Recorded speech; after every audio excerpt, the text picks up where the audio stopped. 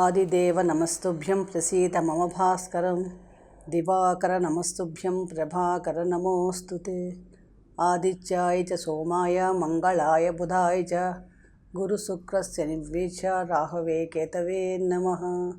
శ్రీ గురుభ్యో నమః. శ్రీ మహాగణాధిపతే నమః. శ్రీ మాత్రే నమః. ప్రేక్షకులకు నమస్కారం.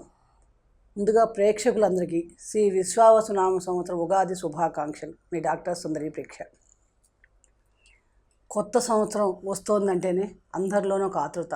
ఈ సంవత్సరం ఎలా ఉండబోతోంది, ఆదాయ వ్యయాలు పెరుగుతాయా, గతం కంటే బాగుంటుందా, ఏ ఏ విదేశయానాలు ఫలిస్తాయా, వివాహాలు జరుగుతాయా, ఇలా అనేక విషయాల మీద మనందరికీ ఆసక్తి ఎక్కువగా ఉంటుంది. సంవత్సర ఫలితాలు తెలుసుకోవాలని. అలాగే చాలామందికి మనం సహజంగా చంద్రమానం ప్రకారం ఫలితాలు తెలుసుకుంటూ ఉంటాం.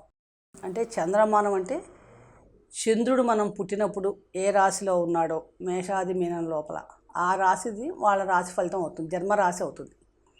అలాగే కొంతమందికి వాళ్ళకి సంవత్సరమే పుట్టిన సంవత్సరం డేట్ ఒకటే తెలుస్తుంది తప్ప తిథి నక్షత్రాలు అవన్నీ తెలియవు వాళ్ళకి మనం సౌరమానం ప్రకారం కూడా ఫలితాలు తెలుసుకోవచ్చు, ఆ డేట్ తెలిసిన వాళ్ళకి. అలాగే సంవత్సర ఫలితాలు అన్నవి విశ్వావసునామ సంవత్సరంలో ఏ సంవత్సర ఫలితాలైనా కూడా ముఖ్యంగా 4 గ్రహాల సంచారం మీద ఆధారపడి ఉంటాయి.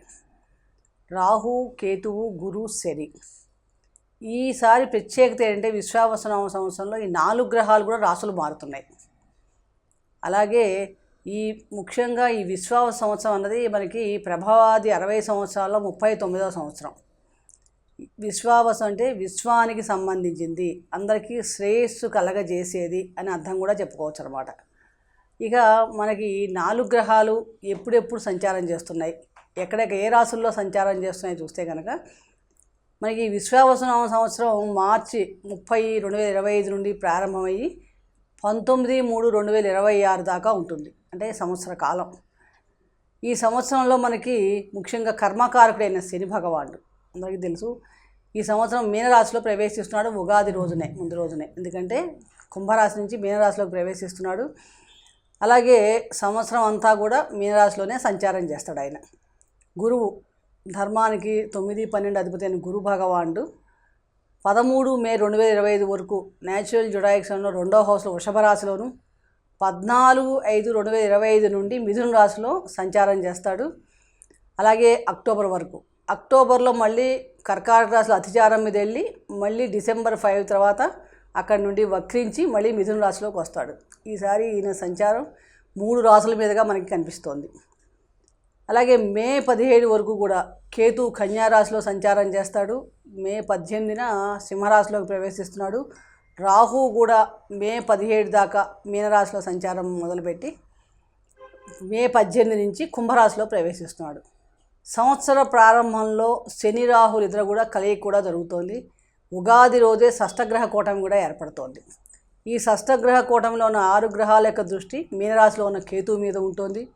అలాగే మిథున రాశిలో సంచారం చివరి నుంచి కొంచెం కర్కాటక రాశిలో రాబోయే చివరి రోజుల్లో ఉన్న కుజుడు యొక్క దృష్టి కూడా ప్రారంభంలో కన్యారాశి మీద ఉంటుంది. అంటే ఇది స్థూలంగా చూస్తే కనుక మనకి గ్రహ సంచారం ప్రత్యేకత.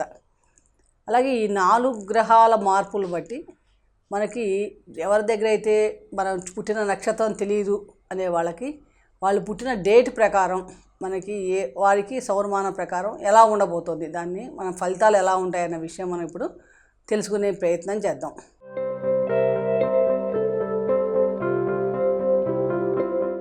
ఈ విశ్వావసునామ సంవత్సరంలో మనం ఏ నెలలో అయినా సరే మార్చి 21 నుండి ఏప్రిల్ 19 లోపల పుట్టిన వాళ్ళు, అంటే ఆ డేట్లు మాకు డేట్ ఒకటే తెలుసండి నక్షత్రం తెలీదు అనేవాళ్ళది, ఈ సమయంలో పుట్టిన వాళ్ళది, నెల రోజులు పుట్టిన వాళ్ళది మేషరాశి అవుతుంది సౌరమానం ప్రకారం. ఈ మేషరాశి వారికి విశ్వావసునామ సంవత్సరం ఎలాంటి ఫలితాలు ఇస్తుంది అని చూస్తే కనుక సంవత్సర ప్రారంభం కూడా చక్కగా వీళ్ళకి అన్ని విధాల అభివృద్ధి చక్కగా చాలా బాగుందని చెప్పవచ్చు. అలాగే ఆర్థికపరమైన విషయాల్లో కూడా చక్కగా చాలా ఎదుగుదల చాలా బాగుంది. ఎప్పటి నుంచో ఎవరైనా ఉద్యోగ ప్రయత్నాలు చేస్తుంటే వారికి ఉద్యోగ ప్రయత్నాలు మనకి ఈ సంవత్సరం ఫలిస్తాయి. అంటే నిరుద్యోగులు ఎవరైనా ఉండి మేము చాలా రోజుల నుంచి ప్రయత్నిస్తున్నామండి, మాకు ఉద్యోగ అవకాశాలు దొరకట్లేదు అనుకునే వాళ్ళు ఈ సంవత్సరం ప్రయత్నిస్తే కనుక వాళ్ళకి ఉద్యోగ అవకాశాలు లభించే అవకాశం ఎక్కువగా ఉంది. అలాగే వ్యాపారస్తులకి ఊహించిన దానికంటే అధికంగా లాభాలు వచ్చే సూచనలు కనిపిస్తున్నాయి. విదేశాలు వెళ్ళాలి అనుకునే వాళ్ళకు కూడా విదేశీయాన ప్రయత్నాలు కలిసి వస్తాయి. అలాగే విదేశ సంబంధం విషయంలో ఎవరైనా చేయదలుచుకున్న వాళ్ళకి, వాళ్ళ సంతానం కానీ వాళ్ళకు కూడా చక్కగా కలిసి వస్తాయి. విద్యార్థులకు కూడా ఉన్నత విద్య కోసం ఎవరైనా విదేశాలు వెళ్ళాలనుకుంటే వాళ్ళకు కూడా ఈ సంవత్సరం చాలా బాగా పనికొస్తుంది. ఎందుకంటే కర్మకారకుడైన శని భగవాన్ 12లో సంచారం చేస్తున్నాడు. అలాగే రాహు లాభస్థానంలో సంచారం చేస్తున్నాడు. గురువు ద్వితీయ తృతీయ భావాల్లో సంచారం చేస్తున్నాడు. కాబట్టి వీళ్ళకి చక్కగా ఇది చాలా బాగుంటుంది. ఒక్కొక్కసారి శని భగవాన్ వల్ల కొంచెం పనులు కొంచెం నెమ్మదిగా జరిగినట్టుగా అనిపించినప్పటికీ కూడా సెప్టెంబర్ తర్వాత నుంచి చక్కగా వాటి పనుల్లో వేగంగా ఉంటే ఎటువంటి విఘ్నాలు ఉన్నా కూడా తొలగే అవకాశాలు కనిపిస్తున్నాయి. ఎవరైనా స్థిరాస్తులు కొనుక్కోవాలి అంటే, మేము ఇల్లు కొనుక్కోవాలి, వాహనాలు కొనుక్కోవాలి, ఇలా అమ్మాలి, మా దగ్గర ఉన్న ఆస్తులు ఏమైనా అమ్మాలి అనుకునే వాళ్ళకి ఈ సంవత్సరం చాలా అనుకూలంగా ఉంది. కాబట్టి చక్కగా మీరు ప్రయత్నిస్తే కనుక ఈ సంవత్సరం మంచి ఫలితాలు, మంచి లాభంతోనే జరగడానికి అవకాశం ఎక్కువగా ఉంది. ఏ వృత్తిలో ఉన్న వాళ్ళకైనా సరే మంచి మంచి కొత్త కొత్త అవకాశాలు రావడానికి అవకాశం ఉంది. కాబట్టి ఆ అవకాశాలు మీరు ఏంటంటే అందిపుచ్చుకొని వాటిని చక్కగా వాడుకోగలిగితే కనుక చాలా మంచి ప్రత్యేకమైన ఫలితాలు పొందగలుగుతారు. ముఖ్యంగా ఏంటంటే వీళ్ళకి చెప్పే సూచన ఏంటంటే, అనవసర విషయాల్లో తలదోచుకోకుండా అక్కర్లేని విషయాలు మనం కలెక్ట్ చేసుకొని వివాదాలకి ఘర్షణకి వెళ్లకుండా ఉంటే చాలా బాగుంటుంది అనమాట. లేకపోతే కనుక సమస్యలు ఎదుర్కోవాల్సిన పరిస్థితి కూడా ఏర్పడుతుంది. అలాగే మోకాళ్ళకి సంబంధించిన, కాళ్ళకి సంబంధించిన సమస్యలు ఇబ్బంది పెట్టే అవకాశం ఉంది. కాబట్టి ఇక్కడ కొంచెం వీళ్ళు జాగ్రత్తగా ఉండాలి. అలాగే అనవసర విషయాల్లో కోపం తెచ్చుకోవడం, చికాకు పట్టడం, ఆలోచనారహితంగా ప్రవర్తించడం వల్ల కూడా వచ్చిన అవకాశాలు మీరు సద్వినియోగం చేసుకోలేకపోతారు. కాబట్టి ఈ విషయాల్లో కూడా చాలా జాగ్రత్తగా తీసుకోవాలి.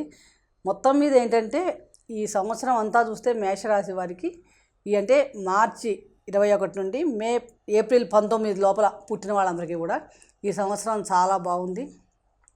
ఇంత అనుకూలమైన ఫలితాలు కావాలంటే కనుక చక్కగా సూర్యారాధన చేసుకోవడం, ఆదిత్య హృదయ స్తోత్ర పారాయణ చేయటం, చాలా దుర్గాదేవి ఆరాధన చేసుకోవడం వలన చాలా మటుకు అనుకూలమైన ఫలితాలు పొందగలుగుతారు. కుదిరితే కనుక మీకు చక్కగా ఆదివారం రోజు కానీ గోధుమల్ని దానం చేయటం, అలాగే ఉగాది మొదటి ప్రారంభం రోజు షష్టగ్రహ కూటం ఉంది కాబట్టి శనిగ్రహానికి సంబంధించిన నువ్వులు, మినుములు, గోధుమలు ఒక బ్రాహ్మణికి దానం చేయటం, శక్తానుసారంగా వస్త్రదానం కానీ, అక్షయ తృతీయ రోజు కూడా ఏమన్నా మన ఉద్యోగ సమస్యలతో బాధపడేవారు పుచ్చకాయలు లాంటివి, జల భాండాన్ని దానం చేయటం వల్ల కూడా ఉత్తమమైన ఫలితాలు పొందగలుగుతారు. సర్వే జనా సుఖినో భవంతు. శుభం భూయాత్.